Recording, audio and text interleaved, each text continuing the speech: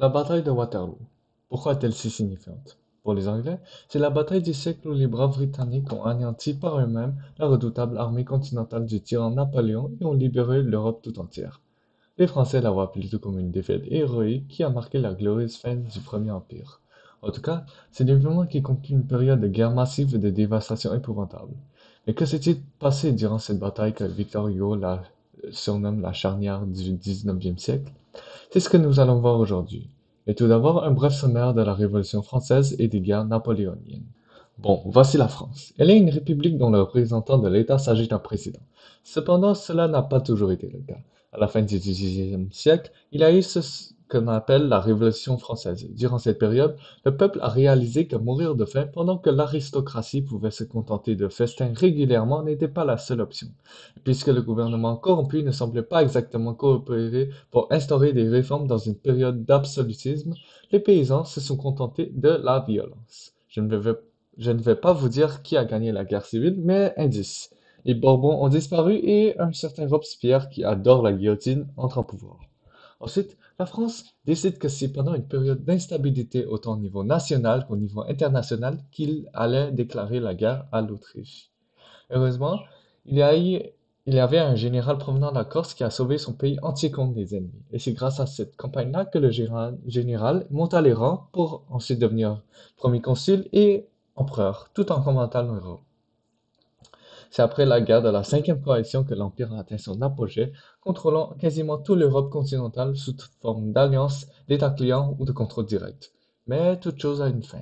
La Russie, dépendant des échanges commerciaux avec le Royaume-Uni, n'adopte pas exactement le système continental, un embargo spécifiquement créé pour affaiblir le Royaume-Uni. Napoléon, étant plutôt arrogant, pense qu'il peut simplement envahir la Russie pour qu'elle puisse obéir. Chers spectateurs, que pensez-vous d'une invasion de la Russie en hiver? Exactement. C'est pour ça que Napoléon entre en Russie avec près de 650 000 troupes, pardon, et en ressort avec, avec environ 100 000, puisque ses alliés commencent à l'abandonner un par un jusqu'à ce qu'il n'y ait que la France et quelques autres de ses sujets à la table de négociation. En gros, la guerre de la Sixième Coalition se termine par la dissolution de l'Empire français et l'exil de Napoléon à l'île d'Elbe. Malgré le fait qu'il ne contrôle que la petite île près de la Toscane, on lui a permis de garder le titre d'empereur en tant que plaisanterie pour la coalition. Cependant, cette blague s'est transformée en réalité lorsque Napoléon est réellement revenu en France grâce au coup d'État qu'il a exécuté avec environ 1000 soldats et aucun mort, ce qui est très impressionnant, et est remis au pouvoir à la place de Louis XVIII, qui est détesté par nombre de soldats vétérans et de personnes qui n'aiment pas le vieux régime. On appelle cette période les 100 jours. Cependant, Napoléon est forcé d'établir des élections et d'autres réformes libérales afin de plaire au plus de gens possible pour légitimer son règne. De plus, il promet aux grandes puissances de ne pas vouloir les attaquer. Ces dernières, qui ont des mauvais souvenirs du guerrier, décident tout de même de se mobiliser et de reformer une alliance car mieux vaut prévenir que guérir. En gros, chaque pays, c'est-à-dire l'Autriche, la Russie, la Prusse et le Royaume-Uni, devra fournir au moins 150 000 soldats pour contrer Napoléon. Cependant, le Royaume-Uni, incapable de contribuer autant d'hommes, aidera les autres par des subventions. En réaction à ceci, l'empereur se mobilise lui aussi en vidant ses coffres et en forçant la conscription pour tout le monde, tout le pays, je veux dire. Par contre, puisque la mobilisation s'est faite rapidement et qu'il a épuisé une bonne partie d'hommes capables de se combattre, il n'y avait que 124 000 troupes pour la campagne, pendant que l'Autriche et la Russie, qui sont relativement loin de la France, se dirigent lentement vers le pays. Les Britanniques et les Prussiens essaient de s'unir aux Pays-Bas. C'est comme ça que Napoléon se prépare pour la septième et dernière coalition qui se passera en Belgique. Bon, nous voilà en Wallonie. On va directement à cette fameuse bataille, non? Pas exactement. Il y a eu deux engagements avant ça, un à Ligny et un à Quatre, le 16 juin. Vous voyez, puisque Napoléon est surpassé en termes de nombre, sa seule chance de réussir serait s'il pouvait combattre chaque armée une à une. Son plan est donc d'empêcher la Prusse et le Royaume-Uni de se rencontrer. Il voulait en premier battre les Prussiens pour qu'ils se retirent des Pays-Bas.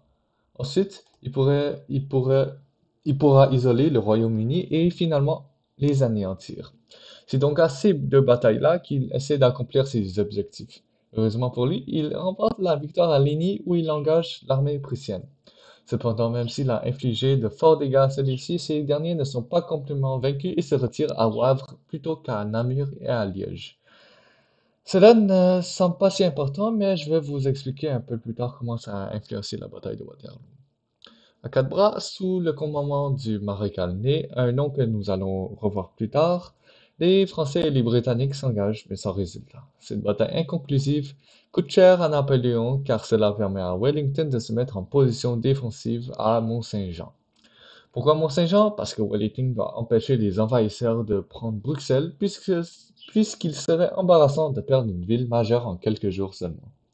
Cet endroit permet donc de protéger la ville tout en pouvant garder une position défensive relativement proche de Wavre, où les Prussiens pourront facilement les renforcer. Par contre, même sous ces circonstances, Napoléon a accepté de les engager. Selon lui, si les forces alliées perdaient la bataille, il serait difficile de prendre la retraite, car tout juste au nord du champ de bataille se trouve la forêt des Soignes. Mais selon au commandement, cette forêt serait plus facile à traverser que les autres, grâce aux grands arbres et aux terrains peu élevés. Le 17 juin, il n'y a eu pas d'engagement à cause du climat. La nuit, il y a eu une pluie torrentielle que tout le monde a eu de la peine à traverser. Nombre d'entre eux devaient passer la nuit à la Belle Étoile et dormir, ou du moins essayer de dormir, sous la pluie, dans la boue. Ceux qui étaient chanceux avaient avec eux une couverture et des cigares ou de l'alcool. Mais pour les soldats près de la route principale, ils devaient aussi endurer le vacarme que produisaient les civils pardon, endurer le vacarme que produisaient les civils qui évacuaient les lieux. C'est ainsi que se passe le jour avant la dernière bataille de Napoléon. Ok, on sait maintenant tout ce qui mène à la bataille. Peut-on commencer? Malheureusement, non. Il faut aussi parler un peu des armées présentes dans le champ de bataille. En gros, nous avons trois principaux commandants. L'armée française de Napoléon, l'armée anglo-alliée de Wellington et l'armée prussienne de Blücher, les deux derniers étant des alliés. Bien sûr, il y a eu d'autres États qui ont participé à cette bataille, dont les Pays-Bas, le royaume de Hanovre, le duché de Nassau et le duché de Brunswick. Mais je ne vais pas en élaborer plus là-dessus car toutes les armées de ces petits États étaient sous la commande de Wellington. Le Royaume-Uni n'ayant simplement pas la capacité de fournir autant d'hommes, ils ont donc besoin d'aide des plus petits États alliés pour que Wellington puisse obtenir une force assez grande pour contrer Napoléon. C'est pour ça que malgré qu'il y ait eu environ 200, euh, 209 000 troupes alliées au total, pas nécessairement durant la bataille, mais commandées au début de la campagne par Wellington et Blücher, seuls 30 000 pardon, étaient réellement des Britanniques, et même là, une grande portion était irlandaise ou écossaise. 24 000 provenaient des Pays-Bas et le reste, c'est-à-dire 150 000 soldats, viennent d'États allemands. Tout ce qu'il reste à comprendre, c'est la disposition des troupes. Voici la carte. C'est un peu dur à comprendre, c'est pourquoi je vais vous aider un peu.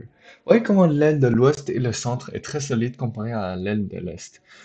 C'est simplement pour que les renforts prussiens puissent directement aider ce flanc très rapidement. Vous ne pouvez pas la voir ici, mais il y a une dorsale environ ici, ce qui permet à Wellington de mettre à l'abri ces troupes-là qui vont servir de réserve sans qu'elles se fassent voir. On y voit aussi deux fortifications, Hougoumont et la Haie-Sainte. Ces deux places-là seront très importantes à protéger car elles sont très difficiles à prendre et permettent donc une défense plus en profondeur. Du côté des Français, le positionnement est semblable à celui des Britanniques, excepté le fait que Napoléon garde la garde impériale en réserve pour un dernier assaut comme toujours. Cette garde-là est constituée de vétérans de plusieurs batailles qui ne sont utilisés que pendant une percée tellement ils sont précieux et efficaces. On ne les voit pas sur la carte, mais Grouchy, avec son corps de près de 30 000 hommes, poursuit les Prussiens afin de les empêcher de renverser Wellington. D'ailleurs, en parlant d'eux, ils se sont réveillés à 6 heures pour joindre leurs alliés le plus tôt possible en partant de Wavre, mais nous allons voir qu'ils ne sont pas si rapides que ça. Un dernier truc, pour ceux qui ne le savent pas. L'armée est divisée en trois grands groupes à cette ère-là. L'infanterie, cavalerie, artillerie. L'infanterie est la base de l'armée. Elle tient et peut pousser le front. Sans elle, c'est fini. La cavalerie sert à donner un gros coup à l'ennemi. Elle est rapide et peut anéantir n'importe quoi si l'adversaire ne peut pas tenir les rangs. L'artillerie, quant à elle, est utilisée pour user les troupes de loin. Elle peut affaiblir l'ennemi sans qu'elle se fasse attaquer. Bien sûr, il y a aussi une quatrième classe, les tirailleurs ou infanterie légère, qui se répandent un peu partout, disséminés dans les bois, dans les trous, etc. Ils sont là pour un peu supporter l'infanterie, mais elle compte comme l'infanterie. C'est juste qu'elle a un rôle un peu différent de l'infanterie de ligne. Ok, là, on est prêt pour la bataille. On commence à Hougoumont. Voici la carte de Hougoumont. Il y a une forêt, un verger, un petit parc et un château. En arrière de ce château se trouvent des régiments alliés. Rey, celui qui commande le corps qui s'occupe de l'assaut d'Hougoumont, ordonne à son artillerie de tirer sur ces régiments-là pendant que sa propre infanterie légère se faufile dans le bois. Dans le parc sont placées quelques compagnies de tirailleurs allemands pour essayer de retarder l'avancée des Français dans le château. En même temps, l'artillerie anglaise tire dans la forêt, espérant anéantir les tirailleurs adverses. Malgré l'artillerie et les tirailleurs du parc, les Français réussissent à atteindre le parc grâce à leur nombre supérieur. Une assaut vient du parc. Voyant les Français avancer, ont tout simplement fui la bataille et on ne les a plus revus dans le champ de bataille. Wellington a apparemment essayé de les arrêter, mais à cause de leur manque de discipline, ils l'ont ignoré. Il y a même eu un d'entre eux qui a tiré vers Wellington avant de s'échapper. Heureusement, le coup a manqué. Et sous le feu des défenseurs, les Français n'ont pas pu franchir le parc. C'est ainsi qu'on ordonne une contre-attaque à la baïonnette. Les tirailleurs, sous la pression de l'artillerie et de la charge de l'infanterie anglaise, durent sortir de la forêt en subissant de lourdes pertes. Napoléon avait pourtant demandé de prendre Hougoumont à tout prix. Il fallait donc réessayer. Cette fois, le problème qu'il rencontre provient du fait que la porte est barricadée. Donc, même s'ils réussissent à repousser les ennemis de la forêt et du parc et ils peuvent y rester, ils n'arrivent pas à entrer à l'intérieur. Pendant ce temps, la Grande Batterie, le surnom qu'on donne à l'artillerie française, recommence à tirer, cette fois non seulement sur l'infanterie et la cavalerie, mais aussi sur la batterie britannique. Wellington, conscient du nombre supérieur des canons de l'adversaire, ordonna à ses propres canonniers d'ignorer l'artillerie française et continuer à viser le parc et la forêt. Mais les commandants de l'artillerie qui n'ont pas gardé leur sang-froid répliquent au feu de la grande batterie. Cela ne fit qu'empirer la situation.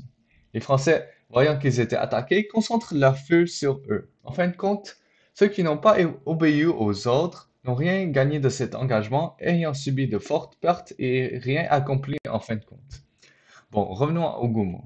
La plupart des troupes françaises ou alliées devaient se coucher. Pourquoi? Eh bien, c'est moins probable de se faire frapper par l'artillerie si on réduit la surface d'un point de vue vertical. Ok, assez d'artillerie pour l'instant.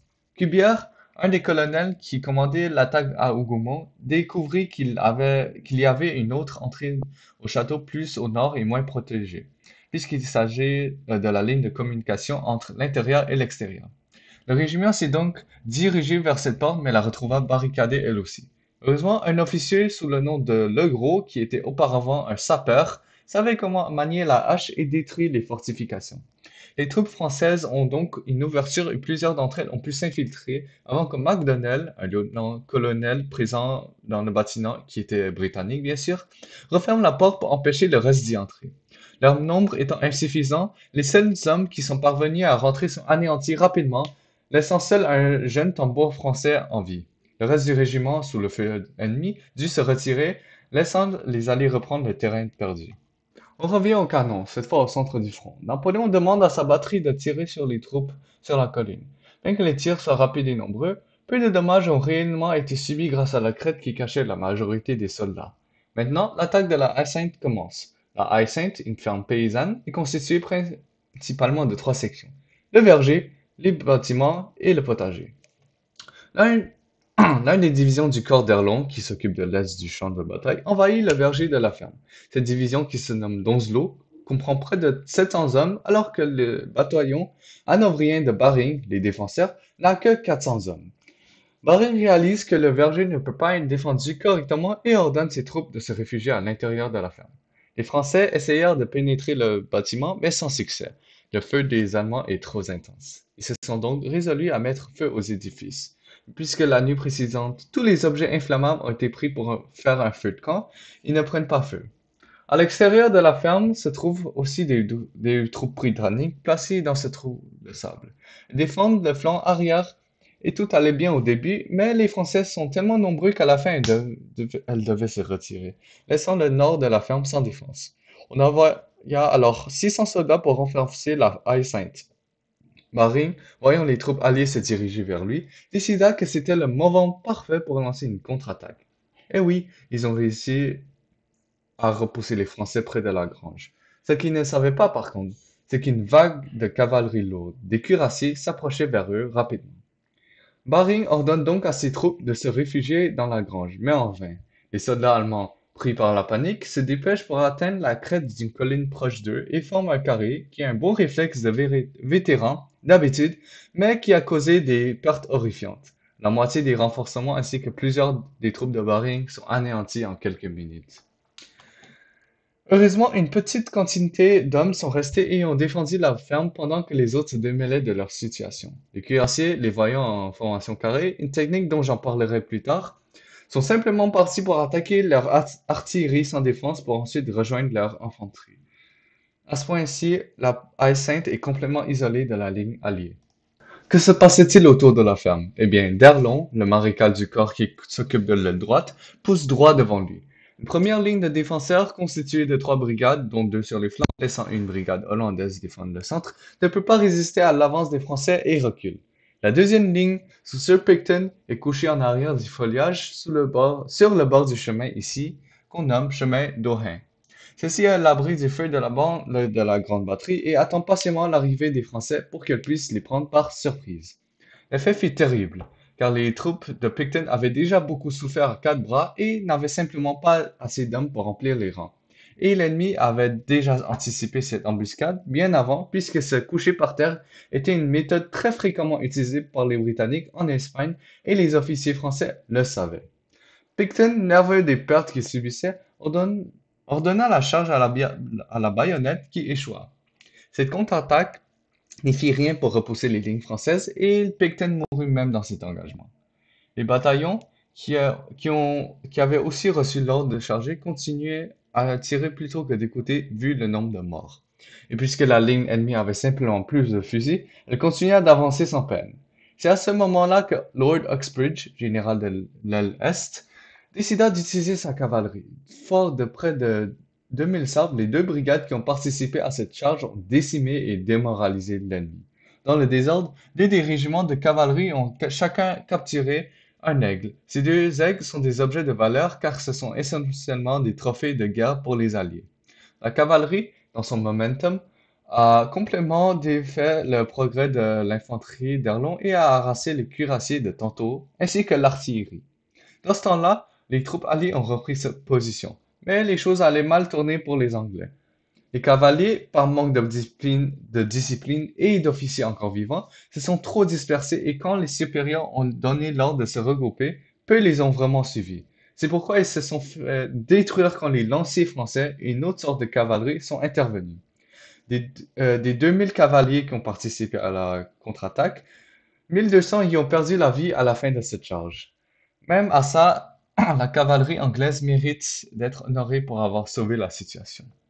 De retour à la Haie Sainte. Ayant reçu des renforts, les Allemands dans la ferme doivent repousser une deuxième attaque des tirailleurs français. En arrière de la ferme se trouvent encore des troupes allemandes qui ont pour but d'éviter que les Français encerclent la ferme encore une fois. Cependant, les cuirassiers supportent l'attaque des tirailleurs et les Allemands ont dû se mettre en carré. C'est seulement après une autre charge de la cavalerie anglaise que l'assaut s'arrêta, laissant les défenseurs respirer un peu. Pendant ce temps, le maréchal Ney ordonne une charge de cavalerie de près de 9000 hommes vers le centre de la ligne ennemie entre Hougomont et la Haie-Sainte. Et c'est là que les fameux carrés de Wellington firent leur apparition. Un total de 32 carrés d'infanterie a été déployé au cours de cette charge. Maintenant, entrons en détail de ce qu'est une formation en carré. Malgré son nom, cette méthode ne consiste pas toujours à suivre la forme exacte du carré. Souvent, les carrés sont faits des rectangles puisque la forme est plus facile à faire. Donc, il y a une rangée extérieure avec des baïonnettes sorties pour éviter que des chevaux puissent pénétrer le carré et le détruire de l'intérieur. On a aussi recours à quelques rangées de tireurs qui vont faire feu tout en même temps pour infliger assez de dégâts à la cavalerie qui ne pourra plus les attaquer avec leurs armes à feu. Oui, même les cavaliers ont des armes à feu. Les soldats doivent en tout temps garder leur sang-froid et obéir mot par mot à leurs supérieurs, car une seule erreur peut être fatale. Si la salve est tirée trop tôt, La cavalerie sera peu affectée et pourra facilement se venger. Si le carré s'ouvre pour une raison quelconque, comme sous le feu de l'artillerie, et qui n'est pas refermé par d'autres soldats, la cavalerie peut facilement le défoncer par l'ouverture. Heureusement, tous les carrés ont bien performé, que ce soit vétérans ou non. Mais, mais il y a eu plusieurs cas où certains étaient à deux doigts de se défaire. L'artillerie française, qui ne pouvait pas voir la position des carrés derrière la crête, n'a vraiment qu'u un effet psychologique sur les soldats alliés. La cavalerie subit donc des pertes terribles sans qu'aucun progrès n'ait été fait à cause du manque du support de l'infanterie. On estime que seul un quart des chevaux ont survécu à cet engagement. Mais alors, où est l'infanterie? Napoléon, avec le temps, est devenu beaucoup plus prudent. Il garde encore ses réserves, c'est-à-dire la garde impériale, car il craint que s'il déploie ses précieuses troupes pour la cavalerie, il n'en aura plus assez pour se défendre des Prussiens.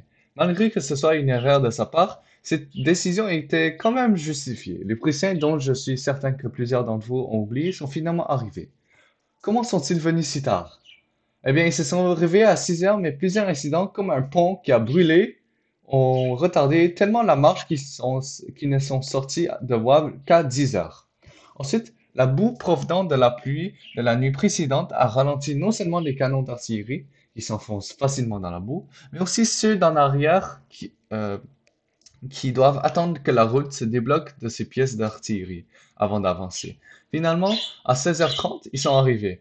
Leur plan originel était de rejoindre l'aile est de Wellington, intentionnellement faible, pardon, mais voyant que les Français étaient peu au courant de leur arrivée, Blücher décida d'attaquer le flanc sud-est, menaçant Napoléon lui-même. L'infanterie française, à l'extrême est, avec le support de la cavalerie, a essayé de les arrêter, mais vu leur infériorité numérique, tout ce qu'elles pouvaient faire, c'est de les retarder, pardon. En réaction à tout cela, l'empereur se résout à contre-cœur d'envoyer la jeune garde pour défendre Plancenoit. Avec des troupes sans expérience et fatiguées, l'attaque des Prussiens fut un échec, ne servant qu'à distraire Napoléon. Pendant ce temps, Grouchy, qui avait reçu l'ordre de retourner pour supporter l'attaque beaucoup trop tardivement, rencontra un corps prussien. Pensant qu'il s'agit de toute l'armée prussienne, il décida de l'attaquer. Ce qu'il ne savait pas, c'est qu'il ne s'agit que d'un corps sur quatre, les trois autres étant plus en avant. Évidemment, il gagne l'engagement à la fin de la journée, mais cela coûte cher à Napoléon. Un corps ennemi de près de 17 000 hommes a détourné l'attention d'environ 30 000, ce qui est un échange négatif pour les Français. De l'autre côté du terrain, l'infanterie du corps de Reille a tenté une autre attaque sur Hougoumont, cette fois en essayant d'encercler le château à l'aide de la cavalerie et en mettant feu aux bâtiments. Encore une fois, la résilience de la garnison est incroyable. Les troupes écossaises qui devaient garder le flanc arrière ne bougeaient pas du tout, même sous le feu des tirailleurs français et les chars de la cavalerie. Les troupes à l'intérieur se contentaient d'éteindre le feu et de simplement occuper les bâtiments pas enflammés. Hougoumont n'allait pas tomber. Allons à la Haie Sainte. Le corps d'Erlon, que ce soit infanterie, cavalerie ou artillerie, a mis tellement de pression sur les défenseurs de la ferme que Baring a dû se retirer avec ce qui restait de ses hommes et pour des raisons valides. Les vagues d'hommes qui essayaient de pénétrer la ferme devenaient insupportables sans les renforcements. Au cours de la journée, un total de 1200 troupes hanovriens ont défendu la ferme. Après qu'ils ont abandonné la ferme, seuls 42 sont ressortis vivants. Bien sûr, Wellington a demandé aux troupes qui défendaient l'arrière de la ferme de la reprendre. Une terrible décision, puisqu'elle n'avait ordonné qu'un seul bataillon qui va essayer de reprendre une ferme déjà remplie de tirailleurs français, en plus des troupes à l'extérieur. Le résultat fut un désastre. Le bataillon a quasiment cessé d'exister. La Haie Sainte est désormais sous le contrôle français, ce qui permet à la grande batterie de s'y installer tout près des lignes alliées, menaçant directement le centre de Wellington. En Plancenoit, une nouvelle attaque des Prussiens, cette fois du corps 2, deuxième corps, captura le village. Napoléon, à court d'infanterie, décide d'envoyer deux bataillons de la vieille garde pour la reprendre. Encore une fois, à cause de l'inexpérience des troupes prussiennes, qui viennent d'ailleurs majoritairement des milices, les Prussiens sont repoussés. Pendant ce temps, le premier corps prussien, c'est son nom, ce n'est pas le premier corps qui est arrivé, arriva au nord-est. Celui-ci aide les Nassau vient à prendre la papalote Ismo I. Il a pour but de renforcer l'aile est de Wellington et de connecter le front. C'est à ce moment-là que Napoléon, désespéré, ordonna le dernier assaut, cette fois avec la garde impériale. L'ordre de Napoléon est simple. Tous ceux en état de se battre avancent et la garde s'occupe du front entre la Haie-Sainte et Hougomont. Wellington fait appel à ses réserves d'infanterie et à ce qui reste de sa cavalerie. L'attaque commence. À droite, les deux bataillons de grenadiers français avancent vers la brigade Halkett. Celle-ci, ayant déjà souffert assez longtemps, n'avait plus la capacité de combattre et recule du combat. S'ils ne sont pas fait poursuivre, c'est parce que le prince d'Orange a ordonné à une autre brigade de charger à la baïonnette. Celle-ci se termine en désastre à cause du feu de la garde. Les grenadiers ont donc continué à avancer jusqu'à ce que la brigade Halkett, reconsolidée, les tire dessus. Après un bref échange de feu, une division hollandaise essaya une autre charge, cette fois avec succès. Comment exactement? Artillerie. Les canons britanniques ont eu un effet si dévastateur que les grenadiers n'avaient plus la capacité de se défendre et sont mis en déroute. Maintenant, à gauche, on y retrouve trois bataillons de chasseurs. Deux d'entre eux s'avancent sans aucune résistance opposée. Soudainement, une ligne de Britanniques se releva et fit feu aux chasseurs. Les voyant désorganisés, les Britanniques chargent et les deux bataillons reculent. À ce moment-là, le troisième bataillon s'avance vers eux. Un John Coburn a vu que le flanc du bataillon n'était pas protégé et fit avancer ses tirailleurs à un angle de 90 degrés par rapport au devant de l'ennemi. Sous le feu des deux directions en plus de l'artillerie, le bataillon se débande. À ce point-là, la nouvelle est entendue par tous. La garde recule. Tous les soldats français présents se mettent à fuir, excepté 4 carrés de la garde. Ces braves ont sécurisé la retraite de leur père avant qu'ils partent eux aussi avec les alliés qui les pourchassent. En même temps, Plancenoit tombe finalement. C'est officiel. La bataille de Waterloo est gagnée pour Wellington et Blücher. Tout ce qui reste à faire, c'est de poursuivre les Français en déroute complète, et ce sont les Prussiens qui vont le faire. Tuant tout sur leur chemin et capturant une quantité incroyable d'argent et d'objets de valeur, ils retournent à leur camp. La bataille est officiellement terminée. Faisant plus de 50 000 victimes, cette bataille se poursuit par l'effondrement de l'Empire et par la restauration des Bourbons. Napoléon est fait prisonnier et vivra tout le reste de sa vie à l'île de Sainte-Hélène dans le sud de l'océan Atlantique. Après plus de 2 décennies de guerre, l'Europe peut finalement se reposer. Les pouvoirs ne verront plus jamais un autre empire français sous Napoléon. Ou du moins, c'est ce qu'ils espèrent.